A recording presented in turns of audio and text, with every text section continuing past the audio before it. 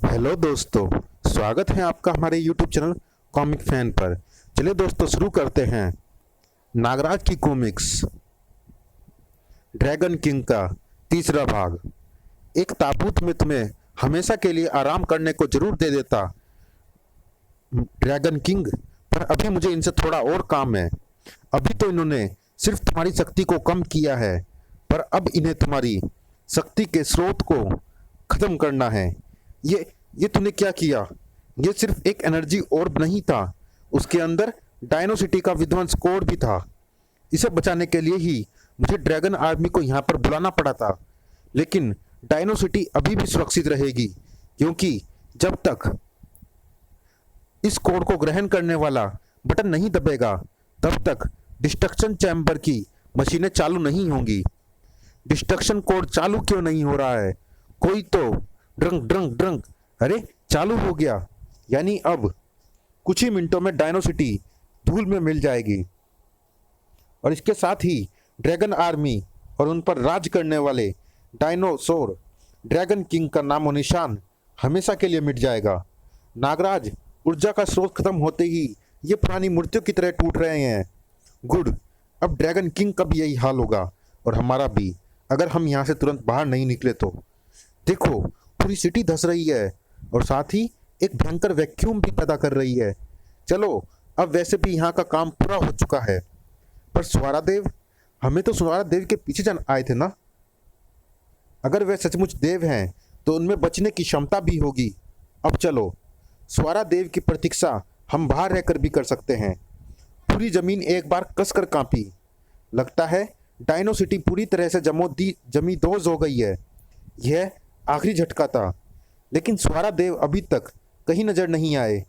कहीं वे भी तो जमींदोज नहीं हो गए। स्वारा के आका भी चिंतित थे, पर उनकी चिंता कुछ और थी। स्वारा ने तो अपना काम कर दिया, डायनो सिटी नष्ट हो गई है, लेकिन बायोशील्ड अभी भी ज्यों की त्यों है। यह कैसे? यानी शील्ड का कंट्रोल सेंटर डायनो सिटी में नहीं था। ड्रैगन किंग चाल चल गया हमारे साथ। अब तो वह छोटा सा कंट्रोल रूम पृथ्वी पर कहीं भी हो सकता है। काश हम पृथ्वी पर हो रही हरकतों को और बारीकी से देख सकते हैं। दूर से देखना और सतह पर जाकर देखने में बड़ा फर्क है। मानव तक की प्रगति का सही अनुमान नहीं है हमें। अब क्या जवाब देंगे हम अपने आश्रितों को, जो हम पर अपनी सारी उम्मीदें टिकाए हुए हैं? शांत रहो, शांत रहो। मुझे स्वारा के मेंटल वेव्स के पैटर्न मिल रहे हैं। स्वारा भी जिंदा है। सिग्नल मिस्र से नहीं, वहाँ से हजारों किलोमीटर दूर से आ रहे हैं, और ये सिग्नल स्वारा की उस लुप्त स्मृति के हैं जो हमें मिल नहीं रही थी। पर सिग्नल बहुत कमज़ोर हैं। इतनी ऊंचाई से उस क्षेत्र का सही अनुमान लगाना मुश्किल हो रहा है, और हम खुद नीचे नहीं जा सकते। उसका रास्ता भी है हमारे पास। मैंने ऐसी स्थिति के लिए बैकअप इंतजाम सदियों पहले से कर रखा है। अब उस कयामत को ढाने का समय आ गया है। अब इंतजार करना बेकार है। स्वारा देव को आना होता तो अब तक आ गए होते। वैसे उनकी खैरियत पता करने का एक तरीका है मेरे पास। उनकी जीवित मूर्ति, मैं महात्मा कालदूत को संदेश भेजता हूँ। तुम्हारा सोचना सही है नागराज। स्वारा देव जहाँ भी है सुरक्षित है, क्योंकि उनकी मूर्ति एकदम सुरक्षित। पर पर यह क्या? मूर्ति की आंखें एकाएक चमकने क्यों लगी? इनका इनका तो पूरा शरीर तीव्र प्रकाश से फट रहा है। आह! अरे, क्या हुआ नागराज? पता नहीं, महात्मा कालदूत से संपर्क अचानक टूट गया, और अब कोई और शक्तिशाली संकेत मेरे सर्व संकेतों में बाधा डाल रहे हैं। कैसे संकेत? मैं दोबारा नागद्वीप से संपर्क स्थापित नहीं कर पा रहा। पता नहीं सोडांगी, पर वे संकेत है महाशक्तिशाली। मेरे ख्याल से अब यहाँ पर कुछ और होने वाला नहीं है। हमें नागद्वीप पहुंचकर सही स्थिति का पता लगाना होगा। जल जला, जल जला, भागो! जमीन तो झूले की तरह हिल रही है। जमीन तो जमीन, नील के पानी को देखो। जलजला पानी को कैसे मथ रहा है। ऐसा जलजला तो कभी न देखा न सुना। यह जलजला है या फिर कुछ और? लो, स्वरादेव तो यहाँ से प्रकट हो गए और काफी गुस्से में नजर आ रहे हैं। ये स्वरादेव नहीं है सोडांगी, पर लगते उनके साथी ही हैं। यह शायद वर्तमान समय काल से परिचित नहीं है, इसको रोकना होगा। पर यह कैसे हो? ओह, अब क्या हुआ नागराज? महानगर से शीतनाग का टूटा फूटा संदेश आ रहा है। महानगर में भी एक ऐसी ही प्राणी जमीन के अंदर से इमारत की 26 मंजिलों को तोड़ती हुई उसकी छत पर आ निकली है। शायद कोई रास्ता तलाश रही है। खतरा बहुत विकट है नागराज, ड्रैगन किंग से कई गुना ज्यादा बड़ा। दुनिया के विभिन्न संयंत्रों में तैनात स्नेक आई सिक्योरिटी एजेंसी के गार्ड्स द्वारा ऐसी ही सूचनाएं आ रही हैं। यह कोई सुनियोजित षड्यंत्र है सोडांगी, और वह षड्यंत्र क्या है यह सिर्फ यही बता सकता है। इसके शरीर से तो पसीने की जगह एसिड निकल रहा है। हमें संकेतों का पीछा करने से रोकने की कोशिश मत कर, वरना तेरे शरीर में जीवन का कोई संकेत नहीं बचेगा। यह दो रसायनों को मिलाकर धमाके कर रहा है, पसीने की जगह अम्ल निकालता है। यह आदि मानव है, यह चलती फिरती केमिकल फैक्ट्री। खैर, इससे कोई ज़्यादा फर्क नहीं पड़ता। हमारा काम तो बस इसे रोकना है, और यह काम जल तंत्र आराम से कर सकता है। उफ, मैं तो भूल ही गई थी कि यह केमिकल की फैक्ट्री है। जल की लपटें इसके सामने भला क्या ठहरेंगी। पर नागराज के संभलने तक तो मुझे इसे रोकना ही होगा। यह हरी वाष्प भला मेरा क्या बिगाड़ लेगी। अरे, मेरी दुम भारी क्यों होती जा रही है? यह लोहे में परिवर्तित होती जा रही है।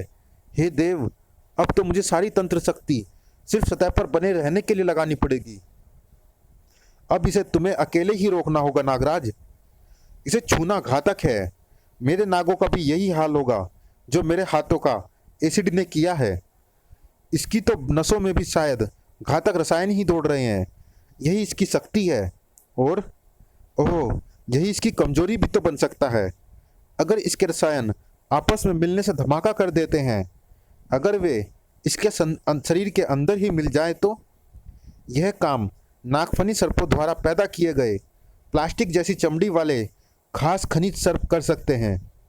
इनकी खाल पर कई रसायनों का असर नहीं होता। ये अलग अलग रसायनों से भरी इस आदिमानव की नर्क प्रणाली को अंदर से जोड़ देंगे। अलग अलग रसायन आपस में मिलेंगे और मेरा काम हो जाएगा। कौन हो तुम? कहाँ जा रहे थे? क्या इरादा था तुम्हारा? 0 डिग्री अक्षांश 67.5 डिग्री देशांतर। यह फंसे टेप की तरह क्या बड़बड़ाया जा रहा है? यह पृथ्वी पर किसी खास जगह की बात कर रहा है, शायद वहाँ की जहाँ पर यह पहुँचने की कोशिश कर रहा था। पर यह अकेला नहीं है। इसके जैसे और भी कई पूरी दुनिया में अचानक पैदा हो गए हैं।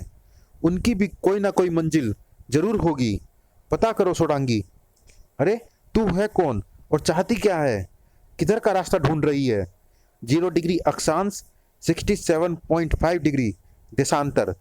आश्चर्य की बात है नागराज, मेरे पास करीब 20 स्थानों से स्नेक आई एजेंट्स की इन आदि मानवों से मुठभेड़ की रिपोर्ट आई है। सभी आदि मानव सिर्फ एक ही बात बोल रहे हैं। 0 डिग्री अक्षांश 67.5 डिग्री देशांतर।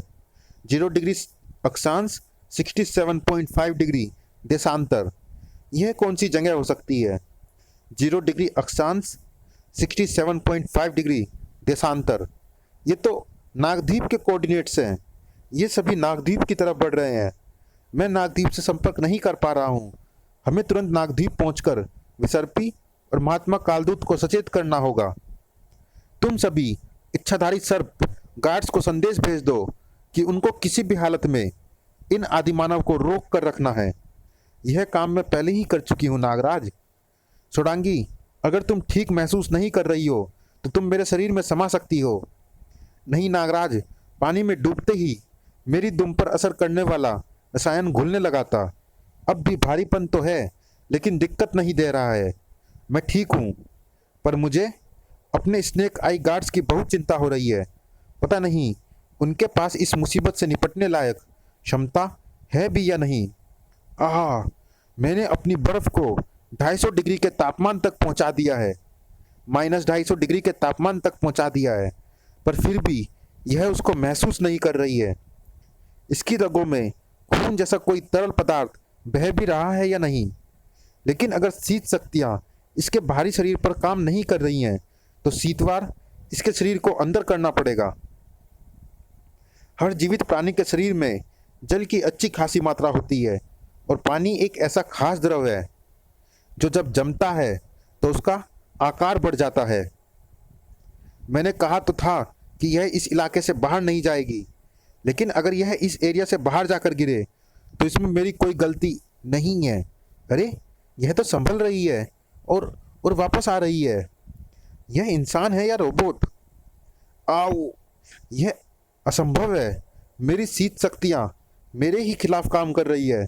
आह, मैं इस कैद से छूट नहीं पा रहा हूँ। छोड़ांगी, मैं आदिमानवी को रोकने में असफल हो रहा हूँ। पृथ्वी के दूसरे हिस्सों में भी इच्छाधारी नाग शक्ति आदि मानवों को रोकने में नाकाफी साबित हो रही थी, क्योंकि इन आदि मानवों की पराशक्तियाँ भी उनकी समझ से परे थी, और शारीरिक शक्तियाँ भी। आदि मानवों की सेना का नागद्वीप की ओर मार्च निर्विरोध जारी था। उस बिंदु का पता लग गया है नायक। आपके द्वारा सुषुप्तावस्था से उठाए गए ये सभी बायोबोट्स 0 डिग्री अक्षांश 67.5 डिग्री और देशांतर की तरफ बढ़ रहे हैं। जानता हूँ, सुन लिया है मैंने, पर समस्या कुछ और है। उस स्थान पर तो कुछ है ही नहीं। यानी तुम कहना चाहते हो कि हम उनके यहाँ तक आने का इंतज़ार करें, ताकि वे अगर यहाँ तक आ गए तो नागद्वीप को तहस नहस कर सके और मानवों के नगर सुरक्षित रहें। मैं उन्हें नागद्वीप तक नहीं आने दूंगी। अगर उनसे लड़ना ही है तो हम युद्ध मानवों के क्षेत्र में लड़ जाएगा। मुझ पर नागद्वीप की सुरक्षा की जिम्मेदारी है, और यह जिम्मेदारी मैं हर हाल में पूरी करूंगी, चाहे तुम मेरे साथ दो नागराज या विरोध करो। तुम्हारा कहना सही है विसर्पी, लेकिन वे नागद्वीप किसी खास मकसद से आ रहे हैं। ऐसे में अगर नागद्वीप की ही सुरक्षा कमज़ोर की गई तो नतीजे खतरनाक हो सकते हैं। घबराओ मत। नागद्वीप के चारों तरफ 1000 द्वीपों की एक शेषनाग श्रृंखला है। यहाँ से लगभग 20 योजन की दूरी पर हम उनको वहीं पर रोकेंगे। नागद्वीप तक उनकी लाशें तक नहीं पहुँचेंगी। मैं और महात्मा कालदूत यहीं पर रुकेंगे। महात्मा कालदूत हमारे सबसे प्रचंड योद्धा हैं। वे हमारे सुरक्षा व्यूह का नेतृत्व करेंगे। उनके तो यहाँ पर रुकने का प्रश्न ही उत्पन्न नहीं होता। मुझे जाना होगा नागराज, और इस युद्ध का नेतृत्व करना होगा। मैं सेनापति की हैसियत से नागद्वीप की समस्त इच्छाधारी नाग प्रजाति के सभी योद्धाओं को शेष नागद्वीपों पर चलने का आदेश देता हूँ। विसर्पी हमारी शासक है। उनका निर्णय हम सबको मान्य है और अंतिम है, पर हम नागराज के निर्णय के साथ हैं। हम नागद्वीप की धरती पर ही प्राण लेंगे या प्राण देंगे। नागद्वीप पर अगर युद्ध लड़ा गया तो नागद्वीप बर्बाद हो जाएगा। तुम्हें या तो निर्णय मानना होगा या दंड भुगतना होगा। पंचनागो, अगर जीवित रहे तो वह भी भुगत लेंगे महात्मन, पर हमें विश्वास है कि आपके शेषनाग द्वीप पर रहते हुए कोई भी आफत नागद्वीप के तट तक नहीं पहुंच पाएगी। दंड का निर्णय लौटने पर किया जाएगा। चलो सर्प सेना, अब हम हर द्वीप के लिए योद्धाओं का चयन करेंगे। प्रस्तर सर्प, तुम अपनी प्रजाति के सर्प योद्धाओं के साथ अग्रशेषनाग द्वीप पर रहोगे। तुम्हारा अडिग शरीर शत्रु के पहले धावे की तीव्रता को रोक लेगा। धूम्र सर्पों का कबीला उनके ठीक पीछे के 100 द्वीपों पर तैनात रहेगा।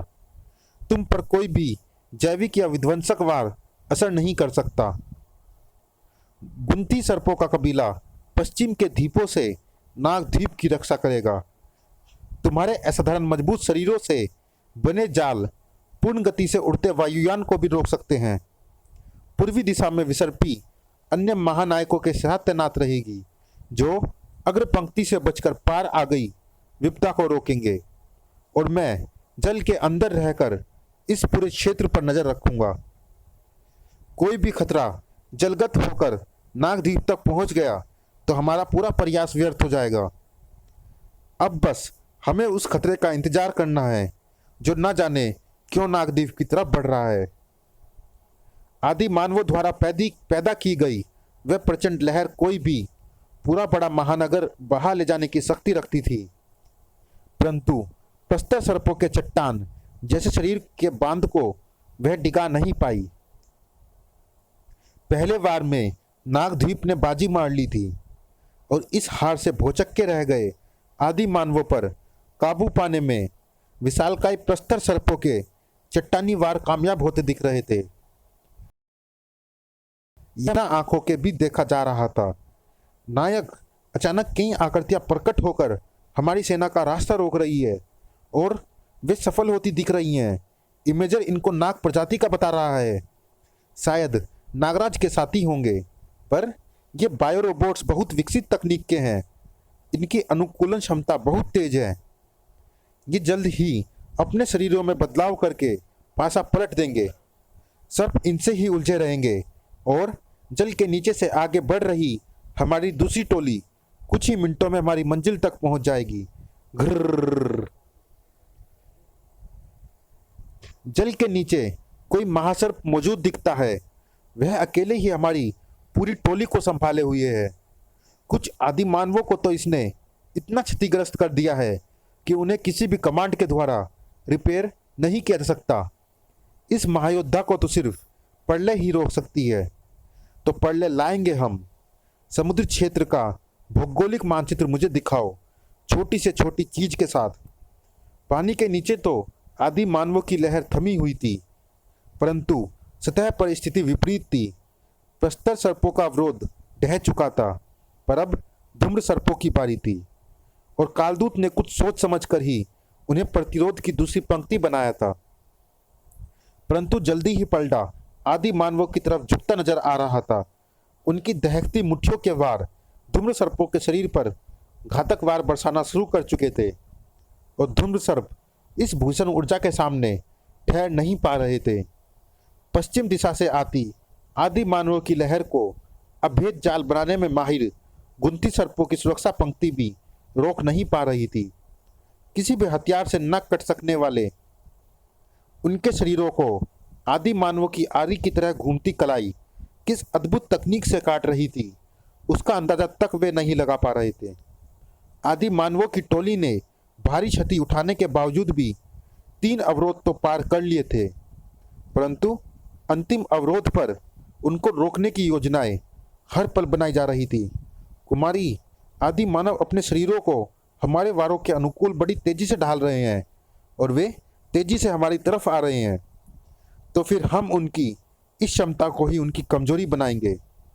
जैसे ही उनके शरीर हमारे वारों को निष्क्रिय करने के लिए वारों के अनुरूप ढलेंगे, हम वार को बदल देंगे, दूसरे प्रकार के वार का प्रहार शुरू कर देंगे। नाग शक्ति ने बड़े कारगर तरीके से आदि मानवों की शक्ति को छीन करके उनका आक्रमण रोक दिया था। नायक, यह तो कोई महाशक्ति है।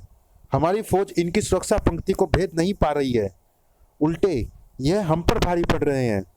भारी पड़ रही है? ये अवश्य नाग शक्ति है, और अगर हमारे सेंसर भी इन्हें भाप नहीं पा रहे हैं तो ये अवश्य इच्छाधारी नाग होंगे। डायनासोर्स के अलावा पृथ्वी पर सिर्फ इच्छाधारी नागों में ही हमारे आदि मानवों को झेल सकने की शक्ति है। अगर जल्दी ही कुछ ना किया तो हमारी पूरी सेना निष्क्रिय हो जाएगी। तुमने अभी तक मुझे उस क्षेत्र की भौगोलिक जानकारी क्यों नहीं दी है? जल्दी करो, मुझे कोई ना कोई उपाय सोचना ही होगा। तब तक कापालिक को इस युद्ध में उतार दो। वह हमारा ऐसा आखिरी हथियार है जो इच्छाधारी नाग शक्ति से भी निपट सकता है। आदि मानवों की संख्या बड़ी तेजी से घट रही थी। काश नागराज यहाँ पर हमारे साथ होता, अब तक तो हम यह युद्ध जीत चुके होते। समुद्र में अब यह लहर कैसी? क्या कोई और हमलावर टोली आ रही है?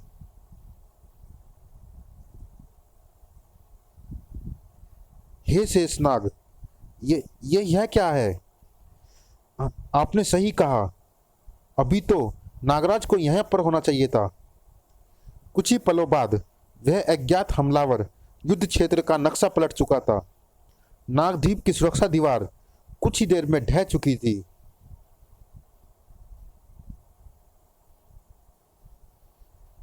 पर एक स्तंभ अभी तक खड़ा हुआ था। समझ में नहीं आता कि यह आखिर है क्या और इन्हें नागद्वीप से क्या चाहिए। इनमें से कुछ ही जिंदा बचे हैं। सबको मत मारना, कुछ को जिंदा पकड़ना आवश्यक है ताकि इनसे इनके षड्यंत्र का पता चल सके। कोई आ रहा है। तो यह थी इनकी चाल।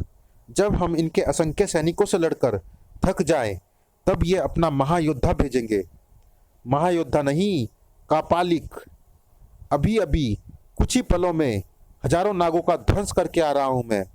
तुझे नष्ट करने में तो उतना समय भी नहीं लगेगा। हमारा भी यही विचार है।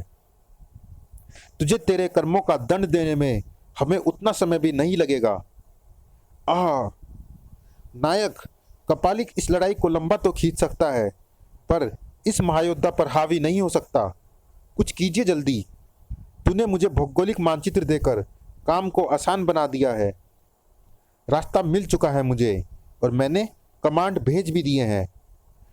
इस महायोद्धा को उड़ाने के लिए हमें महाविस्फोटक चाहिए और वह मास विस्फोटक है यह जलगत ज्वालामुखी, जिसमें हमारा एक सैनिक विस्फोट कराएगा और यह विस्फोट इन दोनों के चीथड़े उड़ा देगा। कपालिक को तो हम रिपेयर कर लेंगे, परंतु इनके ईश्वर के यहाँ यह सिस्टम नहीं है। इस महायोद्धा को अपने टुकड़े बटोरने में ही अब घंटों लग जाएंगे और तब तक हमारा काम हो चुका होगा। यह क्या था पता नहीं नागराज, पर यह किसी अनिष्ट का सूचक अवश्य है, क्योंकि आमतौर से नागद्वीप का हर वासी हर वक्त एक दूसरे के मानसिक संपर्क में रहता है और अभी मैं किसी से भी संपर्क नहीं साध पा रहा हूँ। विसर्पी से थोड़ी देर पहले तक संपर्क था, पर अब नहीं है। मामला खतरनाक है। उफ, मुझे उसके साथ जाना चाहिए था। अगर वह खतरा मेरे रहते आता तो मैं उसकी गर्दन मरोड़ कर, लो अब पूरी कर लो अपनी हसरत। ये तो सैकड़ों हैं। जो सैकड़ों से न लड़े वह लड़ाका कहलाने का अधिकार नहीं, हकदार नहीं। अपनी अपनी जगह ले लो पंचनागो। नागद्वीप की सुरक्षा अब हमारे 6 कंधों पर ही टिकी है। ये नागद्वीप के तट से अगर आगे बढ़े तो समझना कि हमारी जान हम पर बोझ है। यहाँ तक आने का साहस करके इन्होंने अपनी जान को बोझ बना लिया है। नागराज, मेरे नागबान तो निशाने पर ही हैं। बस इनके शरीर में दिल जैसी कोई चीज भी तो हो। आदि मानवों को रोकना मुश्किल सिद्ध हो रहा था, क्योंकि शायद उनके पास दिल जैसा कोई अंग नहीं था। उनके शरीर के परखच्चे तो उड़ रहे थे, लेकिन उन पर इसका असर होता नजर नहीं आ रहा था। आदि मानवों की फौज अगर आगे नहीं बढ़ पा रही थी तो पंचनाग उन्हें पीछे भी नहीं हटा पा रहे थे। ब्रर, इसको पचाना मुश्किल लगता है। बहुत बासी माल है। आदि मानवों की परिस्थितियों के अनुरूप शक्ति ढालने की क्षमता पंचनागों पर भारी पड़ रही थी। पंचनागों के सीमित क्षमता वाले वारों की तरह उनके होश भी कुंद होते नजर आ रहे थे। नागद्वीप को बचाए रखने का बोझ अब नागराज के अकेले कंधों पर बढ़ता जा रहा था। वही हुआ जिसके मुझे डर था। पंचनाग अपनी सारी शक्ति लगाकर भी इनके सामने ठहर नहीं पाए। मेरी विष फुंकार भी इनको ज़्यादा विचलित नहीं कर पा रही है। ये आखिर है क्या चीज़। चलिए दोस्तों, इस भाग में इतना ही। ये रोमांचक कॉमिक्स जारी है अगले भाग में भी। मिलते हैं इस कॉमिक्स के अगले और अंतिम भाग में। तब तक के लिए धन्यवाद।